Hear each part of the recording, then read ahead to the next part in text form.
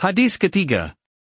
Daripada Sayyidina Abu Abdul Rahman Abdullah bin Umar bin Al-Khattab radhiyallahu anhuma, beliau berkata, aku mendengar Rasulullah sallallahu alaihi wasallam bersabda, Islam dibina di atas 5 rukun, bersaksi bahawa tiada Tuhan selain Allah dan bahawa Muhammad adalah hambanya dan utusannya, mendirikan solat, menunaikan zakat, mengerjakan haji di Baitullah dan berpuasa pada bulan Ramadan.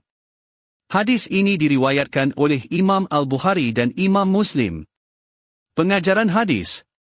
1. Islam merupakan cara hidup sempurna yang menjamin kesejahteraan hidup di dunia dan akhirat. 2. Dalam rukun Islam terdapat hubungan antara manusia dengan Allah Ta'ala, iaitu mengucapkan 2 kalimah syahadah, solat, puasa, zakat dan haji. Malahan ibadah zakat menunjukkan terdapat nilai hubungan sesama manusia melalui bantuan terhadap golongan yang berhak menerimanya. 3. Orang yang berpuasa, berzakat dan menunaikan haji tetapi tidak mendirikan solat ialah orang yang meninggalkan ibadah yang utama. Hal ini disebabkan oleh solat merupakan tiang agama seperti yang disabdakan oleh Rasulullah yang bermaksud, solat adalah tiang agama. 4. Setiap orang yang beriman mestilah patuh melaksanakan segala tuntutan rukun Islam bagi mendapat keredaan Allah.